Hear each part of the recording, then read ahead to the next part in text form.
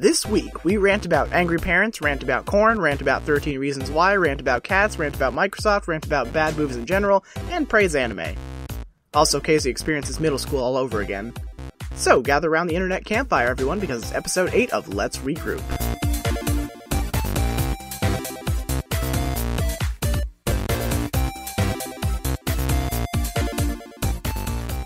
Hey everybody, welcome to another episode of Let's Regroup, the podcast where we get off topic, but we'll get there eventually. I am your host, and currently outside in the grandeur of nature, Casey, and with me I have two guests. We have Dave. I'm currently looking at a cornfield.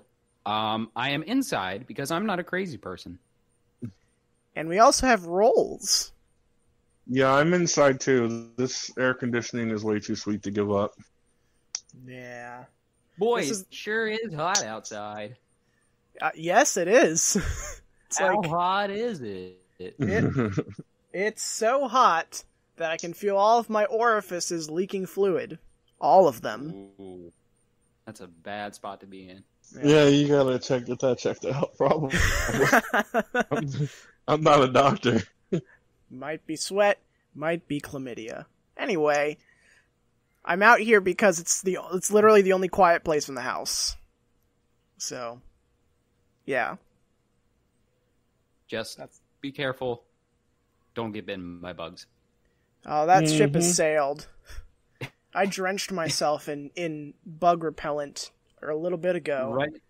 Right before we started the podcast, yeah, I got a nice little dose of ASMR. Just hearing like fumbling in the background and then just...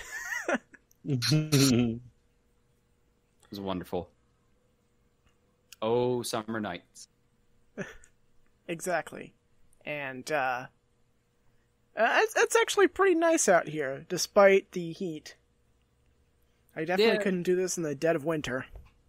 Yeah, I'm looking out at that cornfield right now, and it looks pretty nice, I'm not gonna lie. And the area that we're in is, like, predominantly corn. You just described a majority of the entire country. Yeah, that's true. Have you ever just gone on Google Maps and just gone exploring? Oh, yeah. Yeah. Yes. Times. There was one time where I do this frequently just because I'm bored and I want something to look at. There was one time I was looking like, wonder what's going on in Oklahoma these days. And I don't know if you guys have ever seen, like, the gigantic circles that are made up in just a giant grid, but that's, like, all Oklahoma and Kansas and Nebraska are. It's just circles of corn. Like, see, that's interesting because I was always under the impression that it's all, like, in squares. You know, like a patchwork. Some of the time it is. Like I went to Indiana a couple years ago, and basically the entire state is just one big grid of equilateral. It's all corn. Yeah, pretty much. Like at least here where we live, it's at least there's a diversity of corn and soy. That's it. Oh, and sometimes tobacco if you go further east. Yeah, here in Pennsylvania, we do two things right. Corn and soy. Tobacco is a different story. I had for those Easters. Oh, you guys are making me feel too good. I got to get this rant out of the way. Okay, all right. Before I get too happy. Get angry. Oh, I don't know. It's more frustration than anger at this point. So I was just a little story. I was off for these past 5 days. 3 days I took off, and 2 were my weekend, my Friday and Saturday. And I worked my security job, but I was getting my Jeep inspected, and it's done, and it's all good. But during this time, our one resident at my house, just so everyone knows, I work residential autism care with 2 adults. Right. One staff to a person, and they're very high functioning, so it's a cake job, to be honest with you. Mm-hmm. But the one resident goes with his mom, the younger, the 28-year-old. I'm just going to use his initials because that's how we talk about our clients, Sure. BK. So imagine the Burger King. Okay. But Imagining anyway, the Burger King in my head. Does he look anything like the Burger King? he doesn't. Okay. He's a well-groomed, tall 28-year-old man. Anyway, he's visiting his mom, and his mom is one of these people, and this is where I'm sure in both of your fields of occupation, I guess, not choice, would be able to agree. It's one of those. There's always a problem. She took him to the hospital. He has seizures, and there's a thing called, like, I forget if it's called like a static or an unnoticeable, and that can last seconds. And she's convinced this is occurring, and she proceeds to call my direct manager, the house manager. She proceeds to call her and say, "We are not doing our job. We are this and that, and we're terrible." And she has to hear this all weekend, pretty much, up to and today. Like, I stayed 45 minutes later and talked with her and the other staff person who was there for the older gentleman that I work with today. That we're just like, "Hey, here's the medical update for this guy." Right. So he was taken to the hospital. He was reviewed there. Now this is all hearsay on the part of the mom as well, so keep that in mind. Okay. Before they went to this appointment, we had him scheduled for a neurology appointment to see what was going on and like see how he's developing and all this. Mm-hmm. The neurologist, the doctor that studied the brain to become a neurologist, saw no need for further testing for this problem that the mom is seeing. No one else is seeing, by the way. It's our job to be observant, and if we see symptoms, we know what to look for. Our medical trainer, Nurse Nate, is like gives the most thorough training you've ever been through, and he's great. But so what you're saying is the neurologist knows what he's talking about.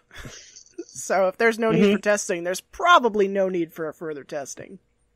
Yeah, that's 99% of the time, if not 99.9. This is the guy that's trained to do this. But anyway, we're talking about this woman in the house, and here's where others can relate. Like I said, it complains about everything. Everything's a problem. There's no solution, and as soon as one thing is fixed, there's another thing that goes wrong. So it's one of those. Listen, I am a professional in the field. I've been trained, and I am certified in certain things for this field. You do not know more than me about my field. But stop. Listen, I read a WebMD article. Okay, I've done plenty of research, and by plenty of research, I mean 20 minutes. You know what I'm talking about. I saw something my Aunt Kathy posted on Facebook. She watched videos on YouTube that she sent to us and asked the house manager to train us in that. Oh no! And so the manager looked at me. She's like, "Are you fucking kidding right now?" Like. And she's like threatening that he's never coming back. I just got an email an hour ago that like he is coming back tomorrow evening, by the way. So it's funny. She doesn't have the means for. I mean, the state provides a lot of care for this individual because he's in the system, and she doesn't have the means alone to do it. And the fact that she threatens, even our boss's boss, the guy who hired me, is former youth corrections as well. Right. He's hilarious because he's just like he has the same attitude I have. It's like, take him out. We have another person to put in this house tomorrow if you no longer wish to have our services. Right. So I just was wondering if either of you have dealt with an especially repeat annoyance like that in your fields or not. If not, I feel happy for you. I have Absolutely. Dealt with this. Dave, you probably have a more apt situation, but I have one as well. So you go first. Yeah, it's multiple people, really. Trying to think of a good example. And you're in direct customer service as well. So right. Yeah. Okay, so we make rotisserie chickens over in our valley. It's a big seller. People come in. We sell a good 20 to 30 of them in a day, split between two batches, one in the morning, one at night. And every once in a while, the company sort of comes up in whatever boardrooms that they're in with like a flavor. And, that's we'll have like large ones and we'll have small ones and then we'll have this extra flavor. Right. And of course, the people of Hanover are not adventurous by nature. So they will go out of their way to not take these flavored rotisserie chickens because, oh man, it's got pepper on it. Therefore it is spicy. Oh no.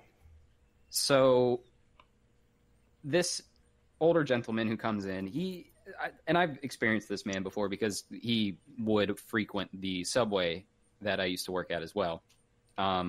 He comes up to me and he says, "Hey, you mind telling me why you only have flavored rotisserie chickens?" And I'm like, "Sir, we sold them out. This is what's left." And he looks me dead in the face and says, "What does that tell you?" And I said, I suppose that people are more they buy the the non-flavored ones. Yes. Like, yeah. So why are you making the other flavored ones? And I said, "Sir, that is just what they asked me to do." And he proceeds to walk away, go up to the customer service desk, and tell them the thing. And what does that tell you? And the moment that he looked at me and said that, I was like, "Oh, Jesus Christ, here we go." So he complained, and guess what? The manager was on my side, and he said, okay, we'll talk to him. Never said a single word to me. He said, "Hey, yeah, that guy was complaining about you making rotisserie chickens that were flavored."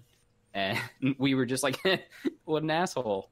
And he was like, "Yeah, what an asshole." And, that's one of the many, many situations that I've come across. Like, from everything from, like, rotisserie chickens to fried chickens to how we slice lunch meat, people are going to complain. That is not a Hanover unique problem, though. That is, I notice every time I go into Walmart, I like to get their hot deli there, like their General Tso's or, whatever. It's a quick food. And there are always tons of frozen chicken from the day before in their little cooler with like the pizzas and whatnot, where it's just like lemon barbecue wings, like you're making so many. Yeah, and we do the same thing. You have, Yeah. I don't know. I guess people like plain white food. You'd be surprised. No salt. No pepper. I genuinely know someone, and this is not a lie, I genuinely know someone who thinks salt is spicy. Oh my god. Salt. We'll genuinely throw a fit if there's salt on something. As someone who likes to cook, that's such an alien perspective to have. I know, right? Yeah. It seems almost anti-human. It usually goes the other way, where people flavor things too much, right? And it ruins, the tastes overpower each other or something. I want a plain pork chop. So there's this a hunk of meat. Video that I'm gonna throw into the links because it's so good. I've watched it so many times. It's a series that Polygon makes called Unraveled.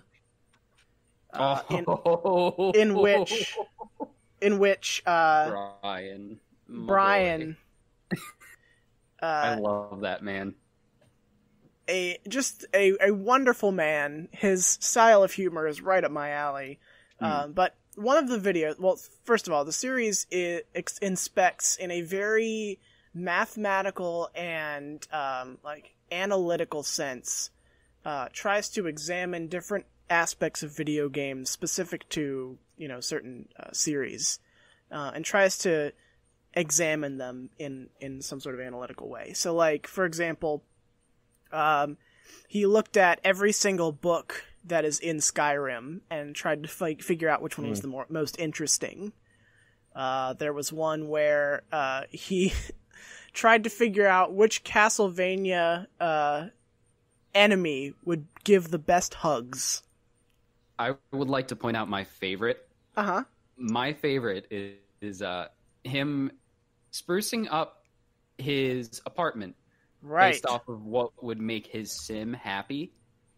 And at the end, he ends up getting a bunch of his friends to come over, and they have like a paint party where they paint a bunch of paintings that he puts up in his Sims apartment.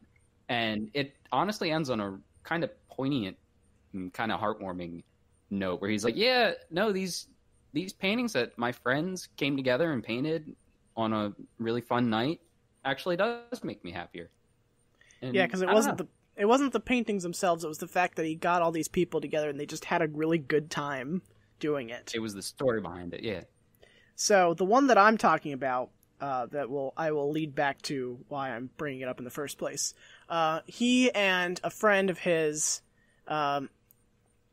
took 8 hours cooking every single recipe that you could make in Legend of Zelda Breath of the Wild.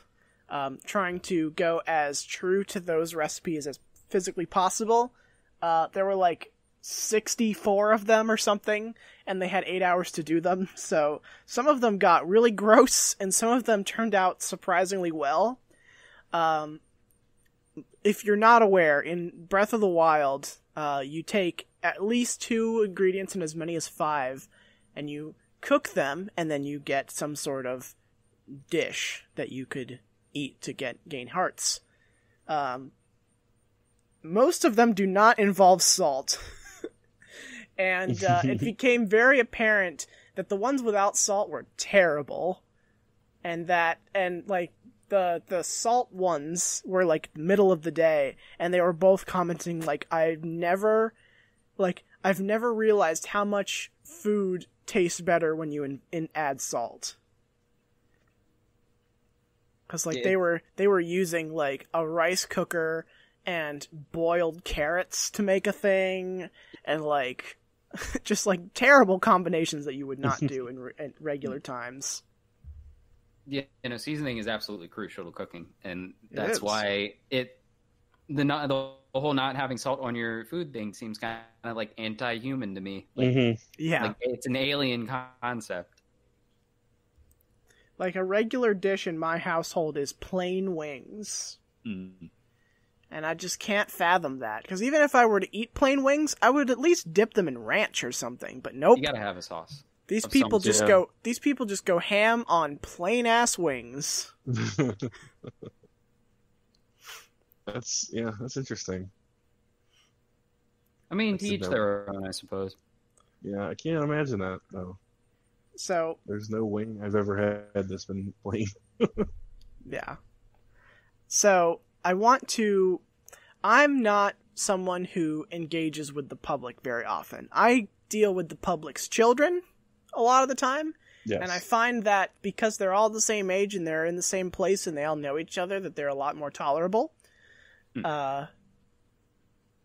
However, dealing with these children's parents is an entirely different situation. So, I used to work at a school that welcomed people from all walks of life. Suburban, urban, and rural areas. Interested in all different types of career paths. So you got to see a lot of different types of people. I had to, during my student teaching, basically create curricula from scratch. Like, they would give me a base framework, like, here's a book you have to teach, and here's all the different points that you have to adhere to, but other than that, go crazy, do whatever you want, which was great. So one of the books that I had to teach when I was student teaching was The Scarlet Letter, which, if you haven't read it, is phenomenally boring. So I did everything in my power not to teach the book and more teach the concepts around the book without having to delve into the details of it specifically, because who wants to do that in the first place? That went over very well. Unfortunately for me, I ran out of time before we actually finished the book. So like I got so caught up with doing all these different lessons and teaching different concepts and everything that I was like, oh, hey, maybe we should actually finish this thing so I can say that we've actually completed it. Because even though I was teaching different things about the book, I was not the one developing the test. So I basically had to fit all of the things that I was teaching into this test. So we had like I think a 4-day weekend coming up. I think it might have been Easter. So I was like, hey guys, we have like 10 chapters left. Just skim the rest of it over the weekend. Like, don't even bother with all the details. Just skim it. We'll talk about it when you guys come back. I got an email the next day saying, how dare you make my child read 10 chapters of a book when she has all of these other different things to worry about in her life? How dare you? And I had this, like, 5 email correspondence back and forth with this woman being like, you're right. That is ridiculous. But I also told my students to skim it, not read it word for word, because we ran out of time. And to this woman, this concept was unlearnable. She just did not understand that I was saying, don't read the whole thing. Don't read, like, 50, 60 plus chapters of a book in 4 days, because especially since it's one you don't want to read, just like, come on. It's really incredible. You guys probably wouldn't know this as much as I would, but you could probably guess that in a school setting, the parents always think they know more about what you're teaching than you do. Oh yeah, that mirrors my situation exactly. Yep. Or it's, it basically comes down to, like, your field, but it's like, well, I know this is my child, and I know their strengths or weaknesses. It's like, well, maybe you don't, like, if you're not involved in their schooling, really, because how many people just, tell their kids, do your homework, Here's an idea. Maybe you don't know your child as well as your child knows your child. You think about that before, Karen? Yeah. I also, my mentor during my student teaching said a lot of the time, like, parents give this excuse all the time, like, I know my kid better than you do, but you have to realize, we have your kid, like, as a collection of teachers, we have your kid for 8 hours a day, half of the year. Yeah. So, like, we know your kid pretty well. I think it's like when you send your kid to school, I think maybe they have the mindset of like, oh hey, it's like a weird like time dilation thing, right? Where like in the blink of an eye, oh hey, my shift's over, got to go back home. But for a kid, it's a lot longer. Oh yeah, it's kind of hard to sort of gauge that amount of time, and plus adding in, oh hey, I know my kid. You're trying to tell me how to raise my kid? No, I know my kid. I think those two ideas merge together into that angry email that you got from that parent. I think, and this is something that I've been kind of experiencing while like going back to my high school and middle school memories while writing. Mm-hmm. But it's like there are so many days that you forget about that were like, I don't want to say pivotal, and that might be too strong a word, but like something so cool happened this day at high school and you forgot about it. But it's like, okay, the day that you just remembered, there's like a whole effing year that you're forgetting, It's like you just have these random memories pop up from one day of experience or one test or, something happened one day, and it's like, okay, the rest of my memories I can't recall because, like you said, it's a weird time thing where it's like I'm so far removed from it, like I can't even picture myself in that setting to remember things. Yeah, exactly. It's weird because it feels like whole swaths of my childhood are just not there. Yeah. There's just these precise, like, pinprick moments that just randomly bubble up in my head. And it's kind of an odd experience. Yeah, I think I have the ultimate example of that. So when I believe when I was 15 or 16, I forget what year it was in high school. I think it was 10th grade. Yeah, it was 10th grade. I was actually in an accident where I was riding my bike and I was hit off of it by a car mirror that hit me in my back and my head. Oh. And I was airlifted to Hershey. Thank God there was I'm not a holy man, but like thank whatever karma or great magnet in the sky this nurse that lived in our development stopped and like attended to me. You know, I have a fractured skull from it. Like it's a permanent thing. Oh wow! But it I was airlifted, and I was my dad's extremely proud of this for some reason. I was only on life support for like 4 hours. They're like, he is a tough son of a bitch, you know. There were days where I would wake up for like 10 minutes and then sleep for 3 more days. Wow. Like within like the kind of 10 days I was in and out like that. And it's like, not only do I not know what happened then, like I talk to family members that I can't, like I am never recovering this memory. That's crazy. Of like this, my aunt visiting me or something, you know? Like that is the scare. That's like what people, you know, people who forget their memories when they get older. That's the scariest shit to me because that's of that. like existential horror right there. Yeah, kind of.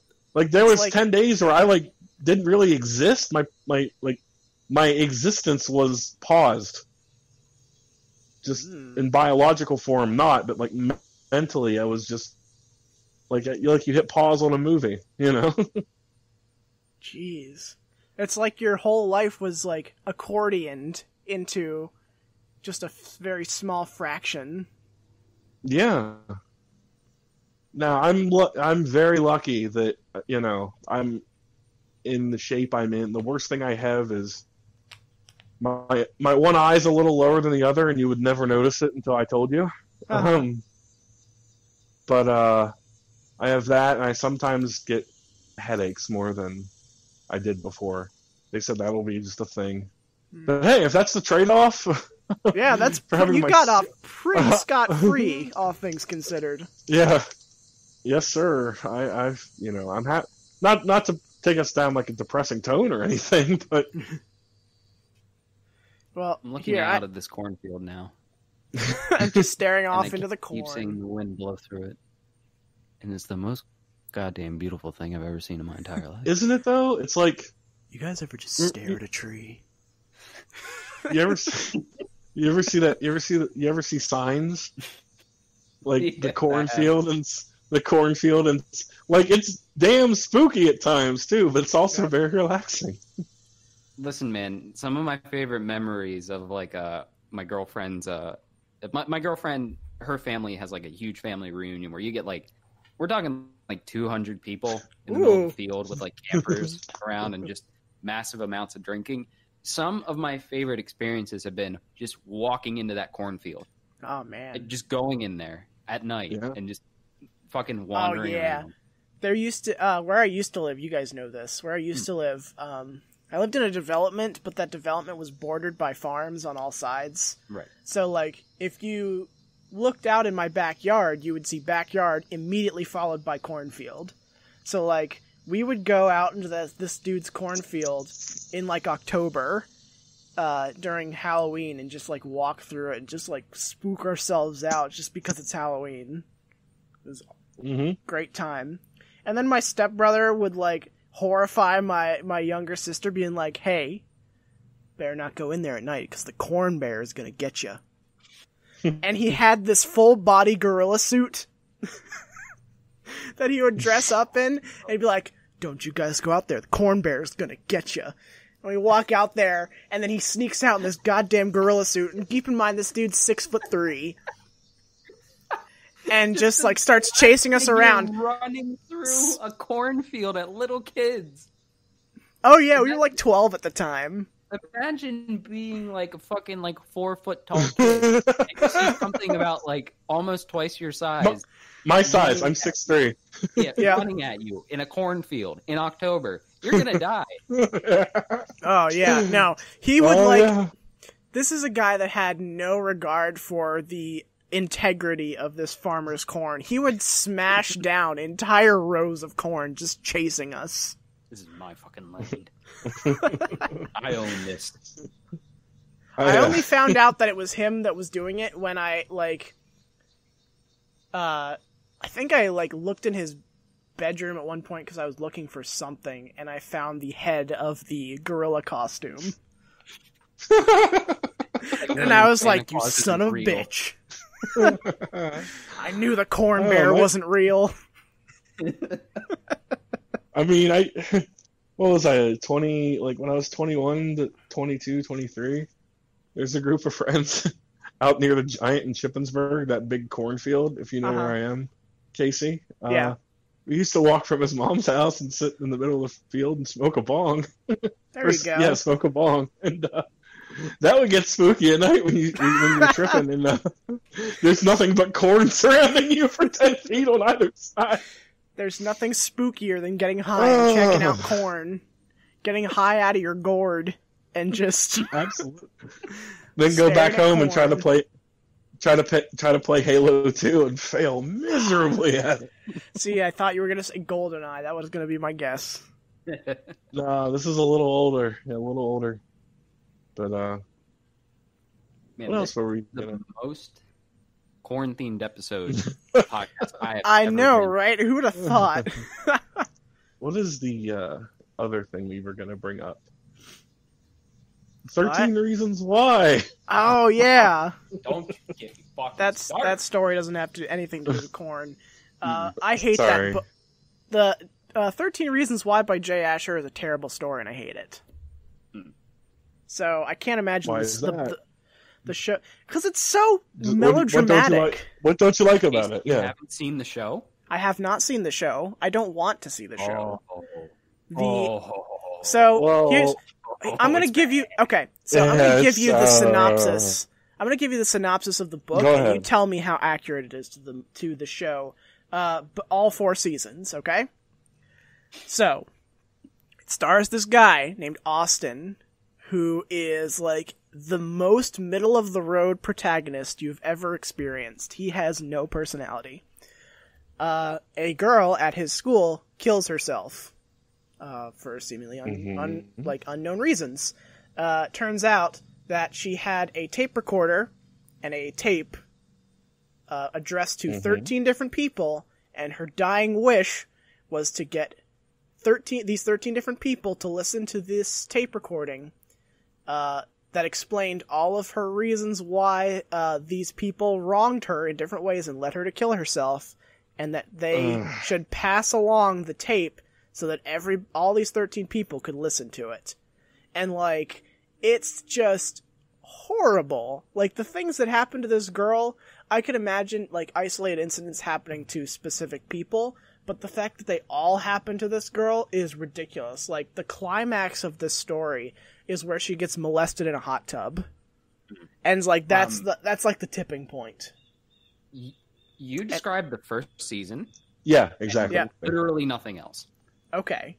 Everything else past that point is a weird spin-off of these events that sort of daisy chain into a show that attempts to cover literally every single poignant topic in the world right now, and failing at every single one of them spectacularly. Yeah, in a miserable fashion. Yes. Like, you can't say it enough. So, Casey, let me tell you one thing. Okay. After season 2, this girl character does not appear in the show. She is dead, so... First season. Yes, she is in season 2. Go ahead, yeah. But as a question mark figment of someone else's imagination, question mark, maybe Ghost? Maybe Ghost. Maybe that's the big one. This book is she literally walks out of the courtroom and, like, vanishes. At the end of season 2. Yeah, it's like the worst, most cliched. You've seen it a million times. Where it's the ending to everything. Where it's like, well, they no longer need me. My home planet needs me. They pull a Poochie and just disappear. And then she is almost never brought up for the next 2 seasons. Yeah, the one kid almost does a school shooting in season 2, but he chickens out of it at the end, and. Like, this is the guy, the reason he committed it, they just wanted to make as many shocking wow moments as possible, because the reason that he, like, wants to shoot up the school is he was assaulted in the bathroom with a broom handle up his ass. And by the football team. No! Because they show the details. Like, they all but show it going in, it violating him. Yeah, they show everything else. Some of the most gratuitous and awful scenes that I've ever seen in an entire TV show. Like, it is. This tells me that the writer of 13 Reasons Why was also some sort of coordinating executive producer on the actual show. Because that level is exactly the level that is described in that hot tub scene that I mentioned earlier, and all of the other scenes. That scene, the hot tub scene is in there, and it is as gratuitous and as graphic in the show. And on top of that, they did the one thing that you are not supposed to do when you are covering suicide. They showed the method of suicide. Oh. To the point where there were actual copycat suicides documented. Yeah, okay, yeah, that's one thing too. So I'm sorry, there's so many things to break down about this abortion of a show. I want to start with number one, which is the whole premise of the first season, which is a terrible fucking message to send to anyone, teenager or not, who's contemplating self-harm or suicide, that you can do this to get them back. That is the fucking last thing, and I'm sorry I'm getting loud, that is the fucking last thing you want to tell anybody in that mindset is, your mom or dad pissed you off, this will really show them, Yeah, that's the opposite of what you want them to understand. It's the most irresponsible thing I've ever, to be serious, the most irresponsible thing I've ever seen, in visual form. Yeah. You're really going to do this.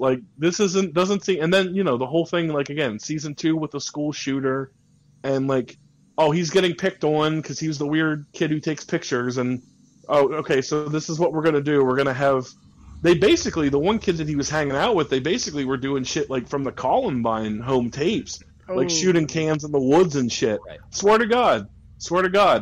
And then it gets, if you can believe it, it gets even worse in season 3, where they redeem Bryce, the rapist. Yep, they do.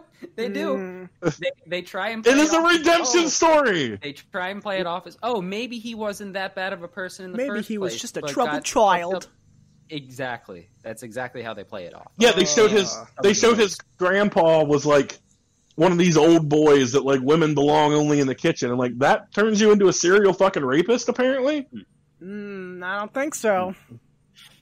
But he's not lying. They gave him a redemption arc. Yeah. He was picked on at the prep school that he had to transfer to. Yeah. They tripped him down the stairs and shit because the one kid's I don't want to hang out with a fucking rapist. Rightfully so. The smartest person in the room, this man. Because of that, that's the reason. Because season 2, I was hate watching. I'll be fully honest. Season 1, I was this is fucking garbage. I can't stop watching. Yeah. Season 2, I know. I felt the same. Continuation of it, but once we got to that moment in season 3 when they attempted to redeem Bryce, that's when I pieced out. And now the only way that I know about this show is by watching other people, shit on it. Yeah. That's how I watched. Through Your Movie Sucks. Those guys. Right. That's how I initially watched it. But I did watch the first season myself, and it was beforehand, and then season 2 after I heard how crazy it was. Right now, and I've only watched a little bit of it. In season 4, okay, so in season 3, this guy Bryce is killed. Okay. The guy that kills him doesn't get caught. They put the blame on another guy, the guy that led the broom raping. They put the blame on him, even though he's a repressed homosexual, so that's why he did that. Swear to God, that's what they did in the show. Yeah. He goes to another kid's party and again gratuitous. He has the kid. He's basically, you can tell the kid is sucking his dick in the bedroom upstairs. Do you really have to go? Sometimes it's better. It's not show and tell. It's don't show. Maybe tell about it later. Do it in a dignified way. But it's no, he's a repressed homosexual, and his dad hates queers, so he's gonna just attack anything he sees as gay, and we're gonna turn him into the victim. And he was killed in prison, so now this story is he's a literal ghost in season 4, along with Bryce. Yeah. They're Force ghosts, fucking Star Wars. Like they try and play it up as in like, oh, it's like a representation of people's past trauma or something like that. But it is so veiled and so muddled that it straight up seems like that these people are just ghosts that are just showing up to fuck with people. Like it's not done well, not at all. And it's weird to see it go from point A to like point Z. It's like, how the hell did we get here? Yeah, it has nothing to do with the original story. Like, and there are some properties that like offshoot from their original story or whatever, and they can, exist in that world. Like a really well-written book series or something can do that, where you're like, let's follow this other character now or something. But this isn't even that. This is the one character that's been consistent, and he is in the show as well as he is in the book, Casey, like you were saying. Bland, middle of the road, extremely there's no reason to have any empathy or concern for this character. He literally is he doesn't, the whole high school cliques. He's in none of them. He just wears a gray shirt all the time. Like, he's the most middle of the road, uninteresting protagonist I've seen in a long time in a show. And that's saying a lot, because there's some real shit out there, too. Yeah. So I want to add two things to this conversation. First of all, I don't know how this is represented in the show, but Austin, the main character, he's like the middle person in the series of people who have to listen to these tapes.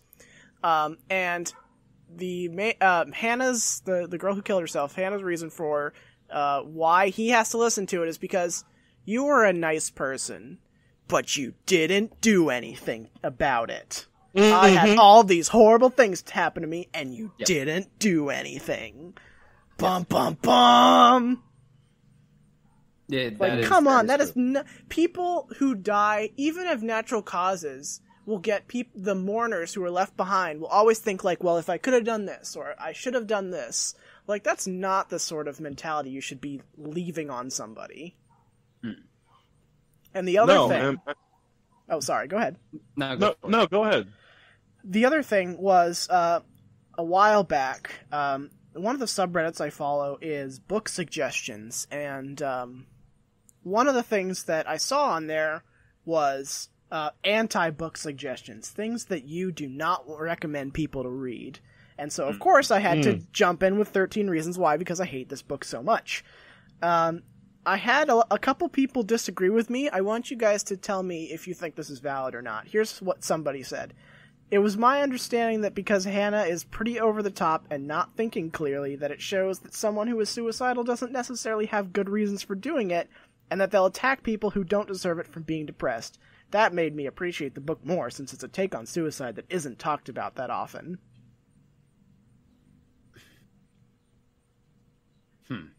Thoughts? Okay, that can be an argument that is shown, and I can see how that would be valuable. But there's a way to present that tactfully, I think, that isn't like, you don't show the actual. Oh, how do I say this? There are so many things and themes with more extreme stuff that you can like allude to, but you shouldn't really like show it in point blank format, like, because someone could copy it, like you said. Right. Like, you can leave us subtle hints that she's not in a good mind state. Like, there are so many lines you can write that can like show what emotion someone's in and how they're feeling. There's a million ways to do it. Yeah. No, I gotcha. So they, in the show at least, I don't know about the book. I haven't read the book. In the show at least, they do not go out of their way to show the mental state of Hannah. Okay. And whether or not she's going into like histrionics about certain things. If the show did and showed that she is an unreliable narrator, right, then that would be a valid argument. But and again, this is just the show. In the show, they do not go out of their way to make it seem like she's an unreliable narrator. Does the show ever ask, like, go off of Hannah's point of view? Or is it just Austin's point of view? The first season, I would say it kind of switches back and forth, but it's never on her point of view very long in an episode, if I recall correctly. Yeah, because the book is written in first person, and it's only Austin's point of view and his him listening, like basically walking around the neighborhood at night listening to these tapes. Yeah. Clay is the main narrator. Oh, Clay. Yeah. Why did I keep saying Austin? I don't know. Yeah. So there is that, but they also do show whenever they go into the tape, they do go into Hannah's point of view. Yeah. And it's when it's in Hannah's point of view, it's, to my knowledge, played straight. At least that's the way that I took it when I was watching it. Yeah. In the second season, there's like, they throw in some odd curveballs to sort of suggest that, hey, maybe there was more that Hannah wasn't saying. Mm-hmm. But that wasn't in the first season. That was put on as an addendum in the second season. Okay. Yeah. They had whatever success they had with the first season, so they, wanted to continue it. And that's, I think, why they added that extra info. And the second season was primarily about like a court case where I don't even know who it was. Was Hannah's mother suing the school, or it was Hannah's mother suing the school? Yeah. Yeah, and it's told like, from kind of the central location, I believe, is like the court case, and it's like, here's what's going on, the stories that lead to these moments. So it's presented a little well, but then it goes completely off the fucking rails. And, it decides to, like, everybody, it's, with that redemption arc, when I say, like, they want to do, like, everybody's guilty, but nobody's guilty. And it's like, there has to be an antagonist in your story. There has to be. And even if it's, an emotion or, anything, but there has to be a driving anti-force. Right. It's like, okay, we're not going to have any of those. We're just going to try to tell every teen story that's happening in the news. Now, I will say, there are plots out there that can get away with not having an antagonist, but usually there's no plot involved, like Cats. Mm-hmm. You guys ever seen Cats? Yeah. I saw Cats in theaters that before, and I'm pretty sure this is the thing that led to this entire pandemic in the world going down in insanity. I went as a joke with my sister, my girlfriend, and I, and we snuck in bottles of booze. And okay.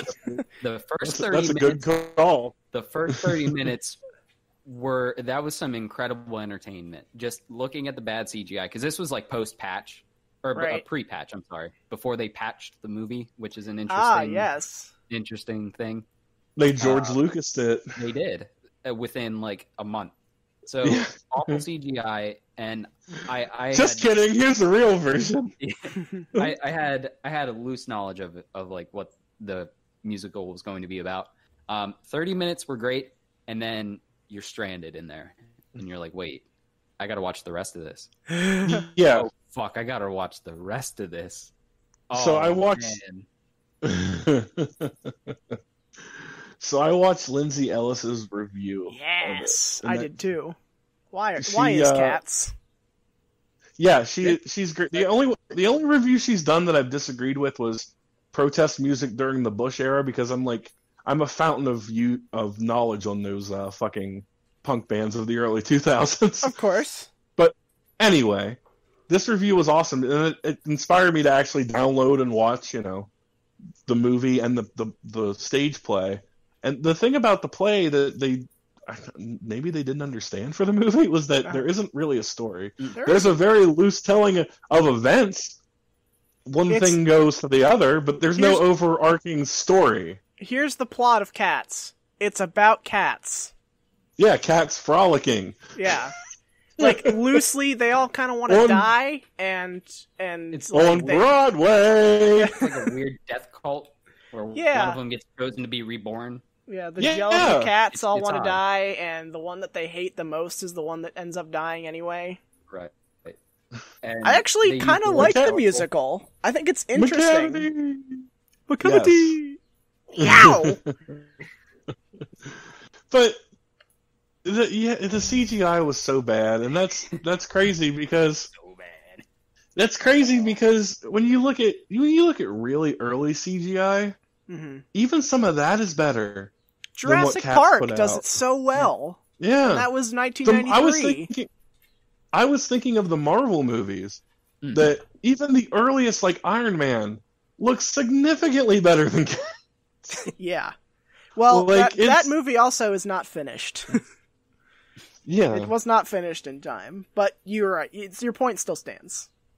No, well, that compares it to, like, any modern game that, you know, they show off a preview that looks amazing, and then the actual release runs 30 frames per second slower, and it's fucking, you know, awful. That's times exactly the size of Fallout 4. Yeah. Todd Howard, you look like a foot. It takes me back to the what was that game? Fucking that was coming out on the Fable. Fable. You're gonna plant a tree and watch it grow in real time. They're like, shut the fuck up. We can't do that. Was that Peter Molyneux? That was Peter Molyneux, the Fountain of Lies. That is Peter Molyneux. Yes, Peter Molyneux. Like, you just can't tell the truth, can you? Because he's said he also, what was that? I watched another great video on that. What was the Microsoft version of the motion technology that was there? You mean the Kinect? HoloLens. Not the Kinect. No, it was. Oh shit, I can't remember what it was. It was the one where, like, there's a virtual boy that you can interact with, and he will talk with you. And it's a Peter Molyneux creation. Yeah, and it was like, this is all just lies. Oh yeah, no, actually, having a brainwave. I remember before the Kinect came out when they referred to it as Project Natal. Really gross name. Yeah. And that's not good. And the dude was having a conversation with a kid, and he's like, "Yeah, you can." Yeah, talk exactly. to this kid. Yeah, exactly. That's what I'm thinking of. If I can find that, I'll throw it in the links too. Mm-hmm. The video I was referencing you could put in was from a guy I watch, Eddie Burback. He's done reviews of, like, the DARE program, and I sent a video to you saying this is like Adam Kovic's younger brother or his son, because appearances. But it was, I think the video said, "Remember when Microsoft lied to us?" Which time? Yeah, exactly. But, you know, that's the big one. God, they after the Wii, they really got on that motion gaming. They tried. Fucking spiel. Really, yeah, they certainly did. They certainly tried. They did their best. To mixed results. I would argue that what was that dance game? Was it Just Dance? Central. Dance Central. Dance Central. That worked. It worked okay. But that's really about all it had. That's really it. It's one of those situations where the Wii did it simple. Keep it simple. Like, Wii Sports is a masterpiece. Yeah, it's so easy and fun. That's what you should be going for. You shouldn't be going for, like, fucking dance. It's your stage. I'm the queen. Exactly. Well, it's like sorry, go ahead, Casey. You're good. I was just gonna say, I love how the people who made that were really ashamed that they had made that. Oh yeah. That's the best kind of artist. Is like one that's like, oh, this is shit. It's like, hey, listen, I'll fully admit it was bad. Sorry. It's like how Halle Berry regards Catwoman now. Oh yeah. Mm-hmm. That famous speech where she gets a Razzie and she's like, I want to thank the director and like all these different people. Yeah. Oh my god, that might be worse than Cats. Hal, it's about cats. My god. Let's just scrap Cats themed movies. Cat in the Hat, another one. Yeah. Oh man, can I just say, Cat in the Hat is my guilty pleasure. I love that movie. I know it's terrible, but I love it. How weird can we let Michael Myers be in a movie? I mean, it got worse with The Love Guru, but yeah. Ooh. Remember how good the first two Austin Powers movies were? And Shrek. Let's just keep that Michael Myers. That's the one we want. I could. All-Star starts playing in the background. You remember how we talked? I think it was 2 episodes ago about how Bruce Green had Rahul and Jacob reciting back and forth the Star Wars prequels. Yes, I just checked. They only have the first 2 up still. I'm waiting for the third. I'm pretty sure I could recite the whole Cat in the Hat script. I'm pretty sure I could do that. Because, like, look, I know that Mike Myers makes one of 2 faces, creepy pedo smile and so happy I shit my pants. And I know that there's a lot of problematic, like, outside the bar type of humor. But I love that movie. I can't help it. It's hilarious. I think everybody has that movie. Yeah. What movie is that for you guys? I know what it is for me. Well, this is my most ready answer that just popped to mind. Batman and Robin. Bat Nipples. Bat Nipples the movie. Yes. I like Arnold as Mr. Freeze because he is not on character, but he is doing his fucking best acting. Absolutely. He's fucking trying. You know what killed the dinosaurs? Yeah, he's like, you want me to be the zany cartoon character? Motherfucker, here I go. Freeze us. Jesus. I would love to see him just dropped into the 60s Batman cartoon. That'd be amazing. That would be the most incredible thing. I'm going to have to get back to you on that. That is a real thinker. I promise you by the next appearance that I have on this podcast, I will have an answer for you. And I will have a diatribe about it. I'm sure. Yeah, because I genuinely do love Cat in the Hat. Freaking, there's so many points that I could just, like, regale to you. Like the scene where they make cupcakes and he chops off his own tail and it just immediately cuts to him surrounded by lawyers and he's like, look, we're not going to sue you. I'm just saying we have a case. Get out of here. You. Or the scene where they're in this elaborately designed set that is full of practical effects where their house gets turned into, like, an amusement park and Conrad's like, this is amazing! It's like an amusement ride! You mean like that? And then it freezes. Stop. Universal Studios. They dead ass stopped that movie for that joke. And I'll give you that. It's kind of funny. It is though. You're turning me around. You're turning me around on this movie. I'm not gonna lie. There's a scene at the end where, first of all, the evil villain of this movie is Alec Baldwin, playing like casting. An incredibly subdued and yet psychopathic potential stepdad. At the very end of the movie, like he walks into the house after they all have like seen everything, and they're pretending to cover it up. And he walks in, and he's like, he starts sneezing, and he's like, "Is there a cat in here?" And he turns around, the Cat in the Hat's standing behind him, and he's like, "That would be me." And he like falls back onto the scenery of the original house, and it turns into the like crazy house. And at the end of the movie, he gets like the faucet that's like you hook your hose up to outside. He like squishes out of it, and he's covered in purple goop. Just stuff happens in that movie you just can't explain.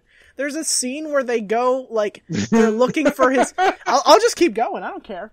Is it the Paris Hilton thing? Yes, where he goes. Yes. Okay. There's a scene where they go. They're looking for their dog because the dog has like a lock that they need to close the box that the Thing 1 and Thing 2 came in. And so they go into like the middle of town, and they go into like a sewer that's actually like an underground club where everybody is wearing Cat in the Hat hats. It is a fucking rave, my dude. Yeah. Straight up. And Paris Hilton's there. And Paris Hilton is there. For whatever reason. And let's not forget the most iconic scene in that entire movie where he goes into a kid's birthday party in which he's pretending to be the piñata, and he gets hit in the nuts. And suddenly it just moves to a scene where he's in a dress on a swing, it's snowing, and then there's a pony behind him. What? Okay. All right, you've converted me. You got me. Thinking back on that movie, there were some interesting gems. You got me, Casey. I can't argue with that. I'm pretty sure I could recite that whole movie because I watched it so many times. I was rewatching with the commentary from the Mystery Science Theater 3000 team. Mm-hmm. Riff Tracks. Just check it out. It is fucking hilarious. Just wanted to plug that quick. Okay. I've been rewatching the Twilight series. Oh yeah. Oh. And we've been talking about bad movies and bad productions. Mm-hmm. Oh my lord. One thing I'll say about those, though, much like Mr. Freeze in Batman and Robin, the actors are trying really hard to play those parts. They're swinging for the rafters. They really are. Freaking, they're just, in the first one alone, so many pregnant pauses where, of course, the guys during this time, they're just like, line? Because it looks like they literally stumbled over their line and didn't know what to say. Just say the fucking line. Just say it. Vampire. Yes. I want you to say it. That movie is also very blue. Weird. Every single scene is blue. Yeah, it has a very interesting hue to it, doesn't it? Yeah. Like, is this what are they in Seattle? Is this how Seattle or wherever the fuck they are? It's Forks, Washington. Washington. Yeah. Okay, close enough. It's like they have this weird like perception of the United Kingdom always raining going on. It's just like, it's so. And there isn't even an antagonist in the first movie, really. Yeah. There's that scene where where Bella gets like assaulted by dudes with knit caps. And, there's don't they escape on a boat or something? As you do in Washington. No, Edward pulls up on in his car and is like, "Get in! You didn't know what they were gonna do to you," because he can read minds. Because that's a vampire thing now. So they have the evil vampires in the first movie, but then like this evil council that exists isn't even introduced till like the end of the second film. Like you can't do it that way. Like there's a way to build a big bad. Like again, I'll bring up Marvel because they built Thanos extremely well. Yes, they did. It's here and there, little parts. It's like, oh, who's this guy that's attacking Loki? Meanwhile, I remember me and Lennon seeing it in the theater, like, holy shit, this is where we're going. We all saw it. We all saw Age of Ultron, and there was an after-credit sequence where he grabs the Infinity Gauntlet. He's like, I'll do it myself, and that was awesome. Yeah. You mentioned that, I think, last episode. I actually don't hate that movie as much as other people do. Because I am, the dude that does his voice, I'm actually a fan of his acting. Yeah, he's great. Both in The Office and, he's, I don't know, I thought, it's definitely not a stronger film in the series, but... No. I don't think it as bad as like Captain Marvel or anything like that. So give it a little bit of love anyway. Is Captain Marvel bad? I haven't seen that either. It's painfully average. Oh, okay. Yeah, that's a better analysis. It's just, and when you have a series that's like good to great, even the bad films are good. Mm-hmm. Like they're a decent movie to see. Like something that's average is the worst. Mm-hmm.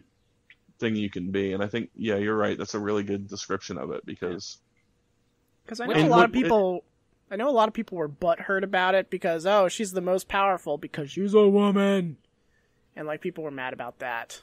Yeah, when they could have been mad about her not really being that well built of a character.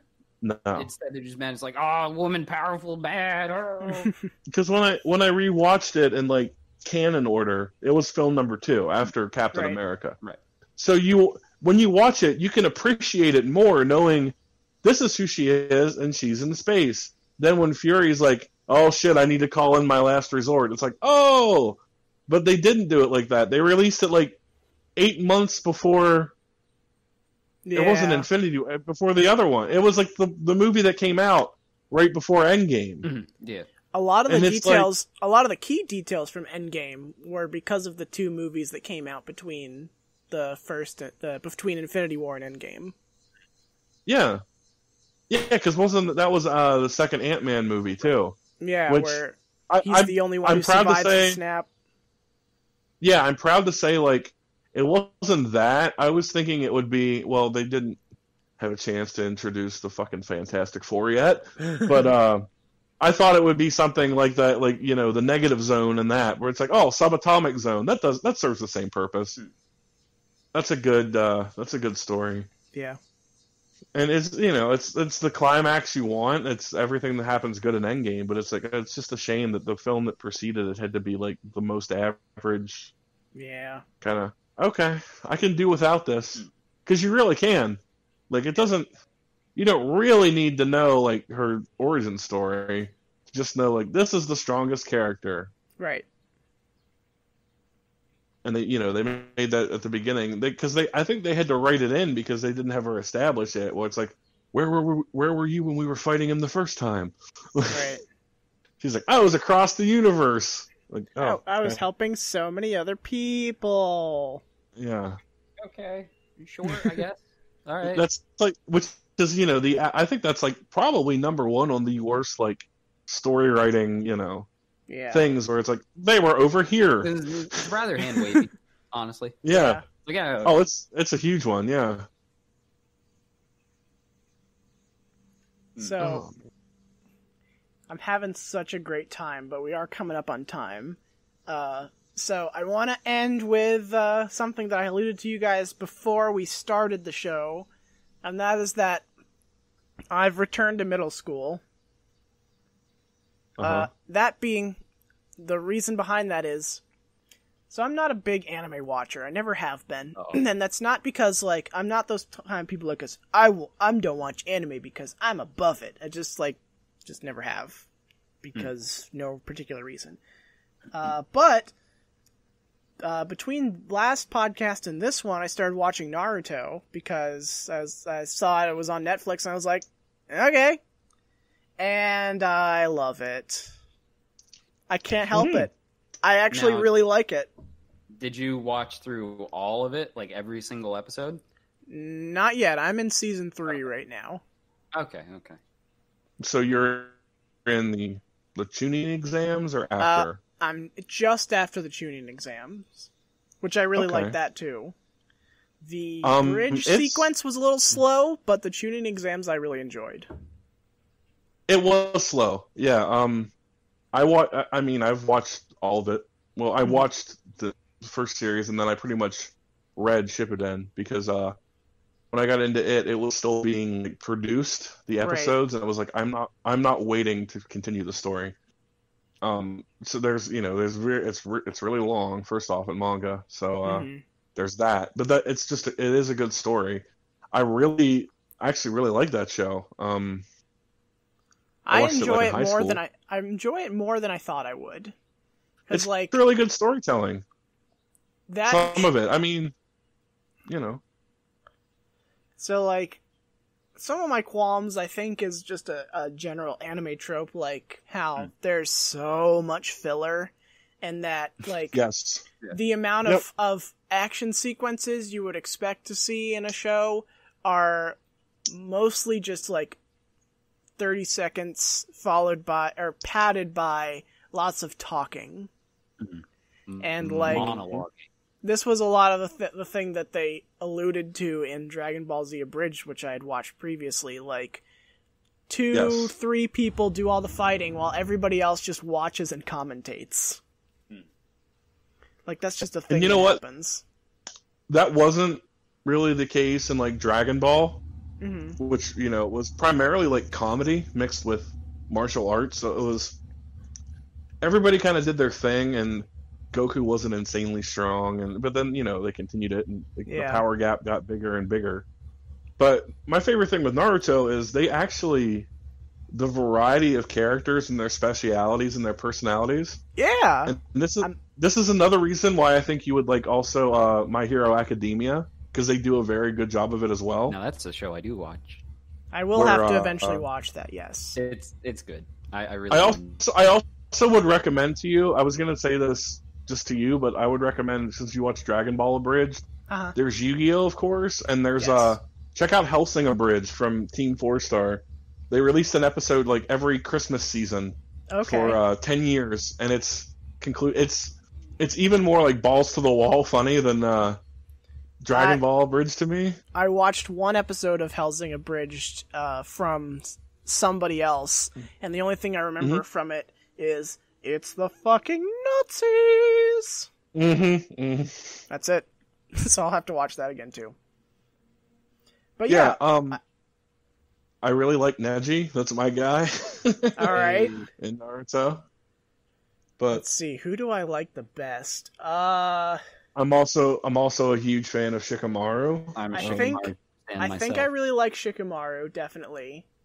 I don't watch the show that much, but I know of the characters. I'm just struggling to think who I like the best, honestly. I think I like Kakashi the best, just because he's so goofy. That's cool. Yeah. I'm sure that's a common choice, but like the fact that he just kind of like lazes his way through life and just reads porn all the time. Yeah. Yeah, I like him. I also really like Rock Lee, just because... Oh, you know what? No, I changed my answer. Rock Lee. The best. He is the like, watching that fight against Gaara in the Chunin exams was amazing. Yes, I watched that today, actually. They're just like, he is the ultimate, like, you can't do this, and basically is like, fuck you, I will do it better than anyone. Yes. Where guys, like, he has no speciality in anything else except fighting and kicking the shit out of people. He's really good at fighting. So for people who don't know the premise of Naruto, basically this is kind of like an how do I want to put it? It doesn't take place in any particular time period. It's kind of like an alternate history sort of thing where ninjas are also wizards, just like they can do crazy ass things. Rock Lee is a character who can do none of it and solely has to focus on martial arts alone. And he's like, everybody just thinks he is garbage because he can't do wizard ninja stuff. So there's scenes, like, there are flashback scenes where he's like, okay, if I can't do 500 kicks, then I'll do 1,000 squats. And if I can't do 1,000 squats, then I'll do 2,000 punches. And he just keeps going and going and going. And he has, the cool thing about that, their team is, I mean, all the teams I think are very well balanced, like, and built. Like, they have Tenten, who's the long range weapons expert. You have Neji, who's like the scout and everything, and then Lee, who gets in close. Like, it all balances each other out. Yeah. But it does. I will say Naruto in the later series, the adult series, which is great, by the way. Like, keep it up. Shippuden? Yes. Okay. It commits the cardinal sin, which happened in Bleach also, to me, of anime characters, where it gives them too many things. Or it's like, okay, Naruto, you have the demon fox inside you. And it changed from a story of, like, not a guy not like an underground character, but like a guy that's looked down upon by everyone, fighting, becoming a respectable ninja, winning people over, and everyone seeing his worth, right? It turns out later on that, you know, he gets Jiraiya's, like, Sage Mode, you know, all these other abilities. But then at the very end, it's like, you know what? You're actually descended from the first shinobi, and so is Sasuke. And you have to fight, like, the Queen of Death. It's like the very end game. It gets real metaphysical. Power creep. I think that's the phrase. Yeah, yeah, I think that's it. But it's also it's power creep plus, like, I'm just going to give you everything in the series. Right. Like, a series that's cool because it would be like, honestly, like, what happened to Ichigo and Bleach is like, okay, you're a soul reaper. Now you also have the blood of the demons inside you, turns out. Hey, so you can access that ability too. Hey, you're also descended from this other tribe of like spiritual hunters. And it's like, you can't be everything at once. The reason you have different characters is because someone's like, oh, I really like his personality and his backstory. Yeah. Or I'm a fan of this ninja. You know what other series did that? Supernatural. So Supernatural started out with two guys who encounter, like, they go from town to town, saving people from, like, paranormal things, from mythology or, like, paranormal stuff in general. It starts out like that. Like, they're basically hunting evil creatures. The series ends with them realizing that both of them are, like, everybody on Earth has has some sort of, like, demon or angel analog, and, like, one of them is, like, the ultimate demon, and one of them is the ultimate angel, and they meet literal God at one point, and it's just a mess. That sounds eerily similar to one of my favorite shows, X-Files, where the first seasons, if you've seen it, I recommend watching it anyway. The first seasons are Agents Mulder and Scully travel from location to location, fighting the monster of the week, pretty much. Right. The monster of the week sometimes gets away, sometimes they never really get their hands on it, but then it's always like Fox is like, the truth is out there. Right. And then Scully is always like, well, there's a scientific explanation, but you know? Science, though, Mulder. Yeah.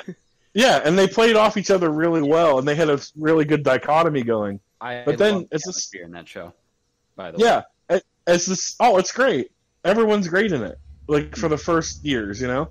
As the story continues, you know, there's this overarching story of Mulder and his family and involvement with extraterrestrials. Like, the real aliens of the show, they're like, oh, all those things you encountered before, guess what? They were all genetic experiments that the aliens were kind of doing, and it's like, that's like the flimsiest, you know, kind of.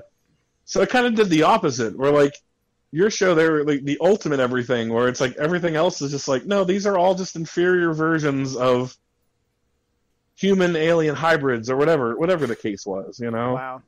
It ruined such a great show. It had such a lackluster ending, and then they resurrected it later, and I didn't really watch all that yet, but yeah. Well, anyway, we've been going on a little long, so it's about time to wrap up. But man, this was a really great show. This was a good one. Yeah, it was mostly just rants, but you know what? I like that. I like hearing people rant about things. It's one of my favorite things. I got those for days. Yeah. Yeah. You can keep going.